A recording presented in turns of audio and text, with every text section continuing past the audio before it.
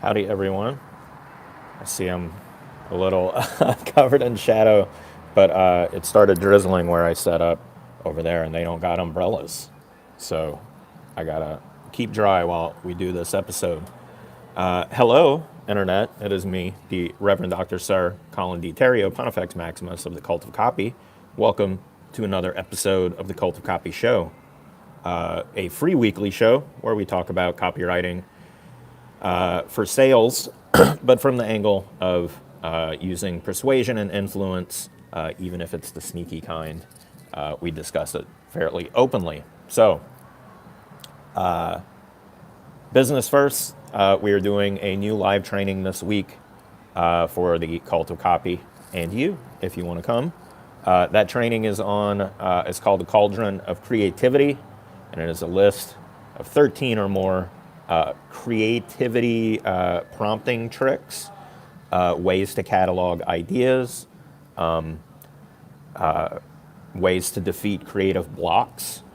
Basically, I mean for it to be a toolkit so that when you want to create, when you want to write or draw or come up with product ideas or whatever, you can do it when you're ready to do it, and it's not a thing that you can either do or not do, or that you ever feel stuck with. I want to give you a tool set so that no matter what, when you're ready to work, you can get creative work done. That is Friday, February 10th, 2023 at 2 p.m. Eastern. You can register for attending the live event, and it will also send you information about the recordings if you go to cultofcopy.com/cauldron-of-creativity. I'll try and include the link in the description of this video as well, wherever you see it. Important, it's got a code that you can use at checkout to save off the public price. All you got to do to get that is message me or subscribe to my email list or join my Facebook group called the Cult of Copy. That's it. Business over. Sorry it took so long. I'm going to try and streamline it in the future. Today's episode, as you can tell from the title, is the secret of bottomless ideas. As you can see, ties into that training we're doing. This is only one aspect of what that training would do. So, kind of what gave me the idea to even offer that training in the first place was, I want to say last week I made a post that said something like, how many ideas have you written down today? And I pointed out that that number is equal to the number of ideas you will have completely forgotten tomorrow. The point of that post obviously being the importance of writing things down. Writing things down, taking notes, whether you do it in like a journal format or like I do, which we'll get into, just making lists of things. Whatever way you do it, and it's important you come up with your own way to do it, writing things down is transformative because it basically is backup and expansion storage and memory for your meat computer, your brain. Your brain only has so much capacity, and if you're trying to think of something and turn it over in your mind, when your brain gets cluttered, stuff just falls out of it. It only has so much room. But what happens when you write ideas down, your brain is willing to let them go. So it frees up your thinking capacity automatically. You'll find that you are much more open and free in your thinking. Your mind can wander much more. It doesn't keep returning to things that it feels like, oh my God, I got to keep thinking about that every once in a while or I'll forget it. You don't have to worry about that because you wrote it down. Your brain's like, okay, it's safe. I'm not going to lose it. In addition to that, what happens when you take an idea in your brain that you're trying to hold fully formed in there and you write it down, your brain can work on it at one layer of removal. It can go meta because it's no longer trying to remember it and think more about it at the same time. Instead, it doesn't have to remember. It's over there. And you'll find often ideas that you've written down will develop almost on their own in the background using all that extra brain capacity you freed up just because you wrote it down, right? You wrote it down, and now your brain can operate on it from an external angle. So that's very useful too. Besides that, this is my favorite part of writing things down and what we'll get into today as the bottomless idea. Sorry, I'm getting I'm getting hoarse. If my voice gives out, we'll cut and do an episode next week. The best part of writing things down is it creates a record, and it's accumulative. It's compounding as long as you keep it going. So if today you write down 3 ideas, tomorrow you use one of those ideas and write down 3 more, and so on. This is the general idea of how you create this compounding effect of ideas. I keep lists. I've been in the habit of making lists since I became a writer, and it's actually adapted from what I was trained to do and taught to do in art school. So some of you know, I have a degree in painting and drawing. I don't really do it anymore. I was never that good at it, which took several years of college to figure out. But in art, you keep a sketchbook and you sketch a ton of things that are interesting to you in pencil, because that's the fastest, and you just put it in your notebook. And the idea is the most interesting sketches you take and develop more. So like a lot of the most famous paintings in the world began as sketches where they were working out what they were going to do, because it's a lot more time and commitment to create a painting. You wouldn't want to do that from scratch. Instead, you work out the problems in the visual presentation through sketching. So that idea of sketching, and then I was a fan of comic books. As a kid, I wanted to be a comic book artist. They do the same thing where you work out the composition of how the superheroes are going to be posed or wherever in the sketching process. You make many sketches, and you pick the best one, and you develop that into something even better. That process applied to writing when I became a writer, especially someone who had to create my own content and my own products and just generally communicate constantly with my audience about what it is that I do and make the things that I make.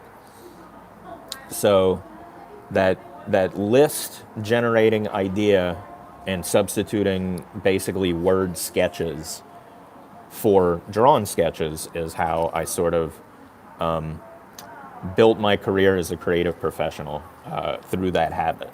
So I'll tell you how I do it, and then hopefully that's informative enough for you to adapt to your own practice. So for me, the main things I need are content and product ideas, training ideas, things that I can teach that are valuable enough to charge for, and then the ones that are just things that are simple ideas that can be expressed without having to talk to people and teach for an hour or more. Those are the things that end up content. So really, for me, those are the only 2 separators I have. I sit down and think of ideas for content, and then what usually happens is I think of the ideas just on their own, and then I decide, is this a content piece or is this a potential product? The way I develop those ideas further, actually, let's talk about how I sit down and just come up with ideas. So it's very good to get into the habit of creating the time and space for yourself to just think of ideas as a separate thing. Here's the deal with me. I'm not good at consistently executing a multi-part process when it comes to creating creative work.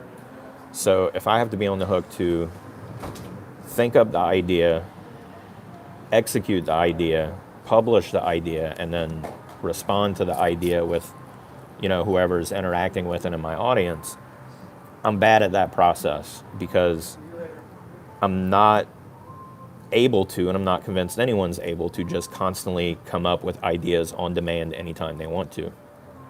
At least not unless using a process like what I'm describing to you today.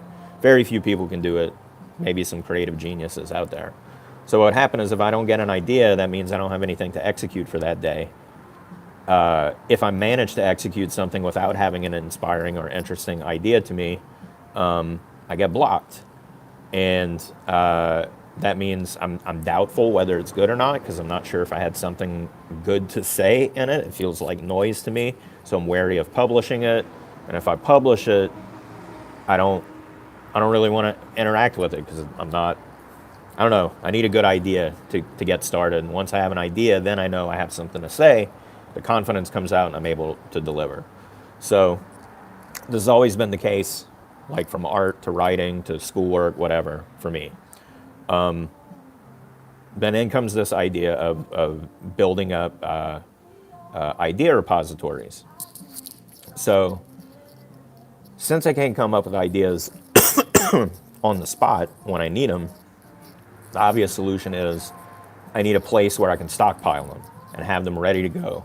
When I need an idea, I can go grab one and I know it's good, and then I can execute on it, right? So just like if you're an artist, you need dedicated time for sketching. You don't make the sketch and then make the painting in that order.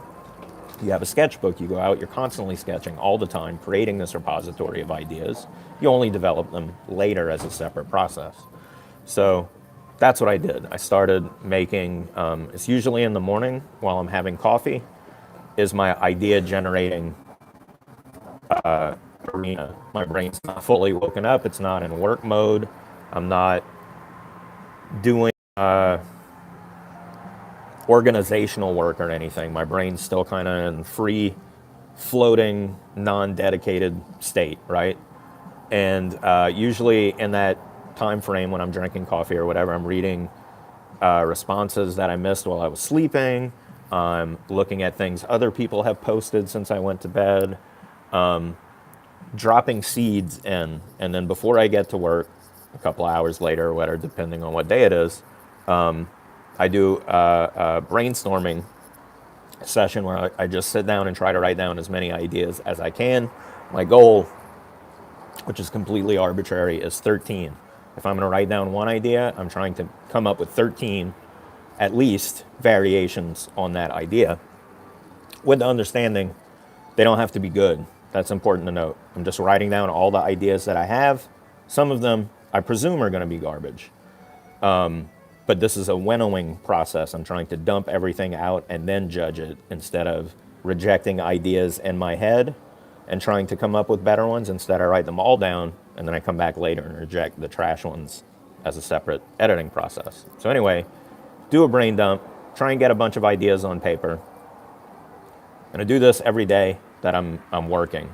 You know, every day where my time between when I wake up and get to work is mine, and I can just sit around and think and write and read and do things like that. That's part of my process.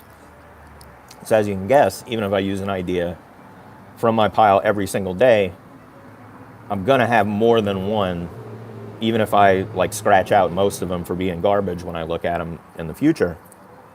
I'm gonna end up with some that are valid and usable, more than one a day. And if I'm only using one a day, the pile builds up.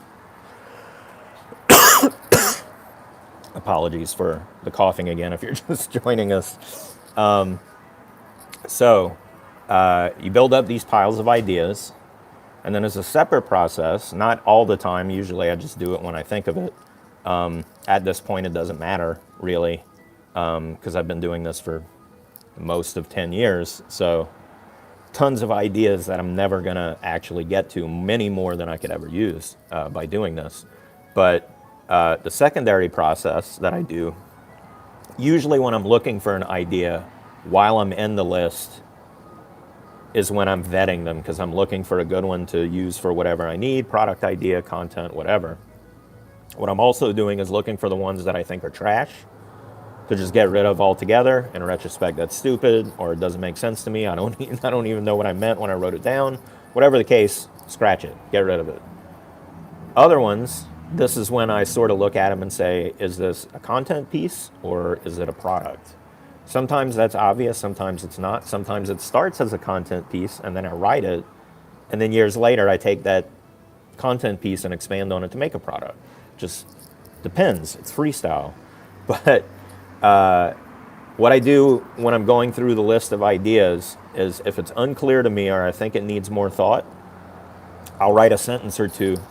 Usually it's like a note to myself, like what would make this better? What's missing? How could this become a smarter idea? And then I move past it, because that's not the one for today if it's not ready. I'm looking for one that's going to spark to where I read it and I'm like, yes, I could write about that right now. No problem. I have thoughts on it that I'm ready to communicate.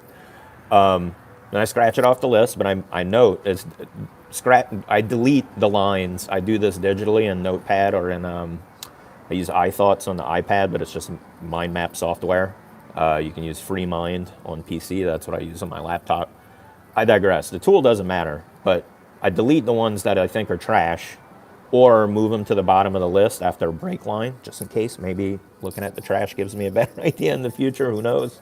But for the ones that I scratch out that I used, I'll just make a note of how I used it, because just because I used it one time doesn't mean I can't use it again in a different format. You know, something I wrote as a blog post, maybe I'll look at it again a year later. People like that blog post, let me make a video out of it.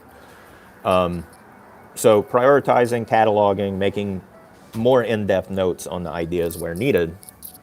And then, like I said, I pick one that sparks an idea, I immediately go to it. Here's a trick. This is a big time saver for creative professionals. When you're looking for an idea to use, you might always be wanting to do like the best idea you can come up with. That's a mistake. So like if you're looking and you find one that's good enough, don't say, okay, I'm going to put a pin in that and keep looking in case I find a better one. Don't do that. Instead, immediately go with the thing that sparked an idea, because the spark tells you there's something special there that needs to be expanded on. So go try to capture that spark and run it down, and that'll be better and more efficient and more productive than always trying to see if you can one-up your idea. As soon as you have something you can execute on it. Look for a better one tomorrow.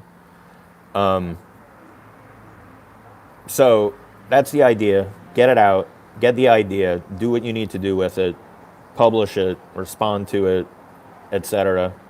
See how it builds into the flow of your ongoing communication with your audience, whatever that amounts to. So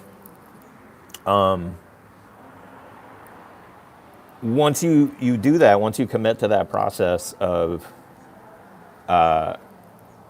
creating the list of ideas and just collecting them, and then, like we said, phase 2 is revisiting that list, sorting them as you need to, prioritizing them, eliminating the trash, amplifying the good ones. Let's see, what can we talk about next? I know. So once you have the idea, how do you take that idea and develop it into whatever it's going to be? That's a good question. Thanks to Jeff for that. I believe he asked that in the Cult for Copy group when I was asking for show ideas that the audience might like. I take the idea. As I mentioned, I work mostly in mind maps. If you're not familiar, it's a note-taking methodology where instead of doing like a bulleted outline style list, you put your core topic in the middle and you draw lines out of it to create nodes of connected ideas. And then from those nodes, you can make more connected ideas or expand on, separate into points. And that's actually my process is I develop things by branching.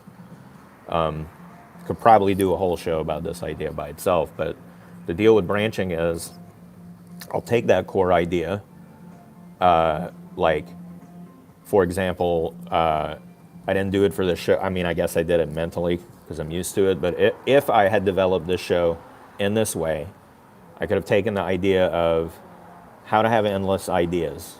That's the way I would have wrote it down in my idea list. Then I take that, I drop it into a mind map, and I say, how do I put this together for a show? So first I'm going to need an intro. Then I'm going to need an explanation for why building lists by itself is valuable. Because there's some loud ladies behind me. It's going to need an introduction. It's going to need an explanation for why list building is useful in general. Then it's going to need, I'm going to need to tell people how to start. Where do you begin? What's the first step in the process, which is writing things down? What's the second step in the process? Sorting, cataloging, categorizing. What's the next part? Picking a winner and then turning that into content. So you see, that is exactly how I would have broken it down in a mind map. Now, let's go to the intro. Okay, what do I need to say in the intro? I'm going to need to remember to introduce myself. I'm going to need to remember to tell you that the show is weekly. You can tune in Wednesdays at the same time. I need to remember what I'm promoting for the week. I need to remember where you can get it and remember to say that online. Those are things I would break down and further break it down to the level that I need it. If you've ever been to one of my trainings, you know that I developed the tutorial based on the same system of breaking things down and a mind map that branches and breaks the ideas down to the level I need to explain it. And also, I'm trying to show people the way to think about how these things are connected and branch off of each other. I digress. That's how I develop an idea. And usually, if it's the kind of thing where I can break it down into like one or two things immediately and talk about it for 500 to 1,000 words, whatever, that's content. That's an instant content piece. I don't break it down further. Sometimes, though, the idea has legs, and I think of a bunch of things to say about it. And usually those are the ones that I reserve for developing into products. Because if I have much more to say about it, and I feel like I'm done developing it at this particular moment, but it's worth revisiting because I could dive even deeper, that tells me that that's a potential product. Or it could be a content series. For example, funnily enough, I've done listicle type content, and I'm basically publishing my brainstorming activity of taking an idea and branching it out. And then I've taken those pieces and then I turn it into a training where I take each of the 13 things and dive even deeper into it for the people who who need more guidance or step by step. So that is sort of the next step process. And really, like so many times I've done this, I don't even do it anymore this way because I just remember it in my head. But basically, like copy and paste the entire mind map, paste it into a word processing document, and then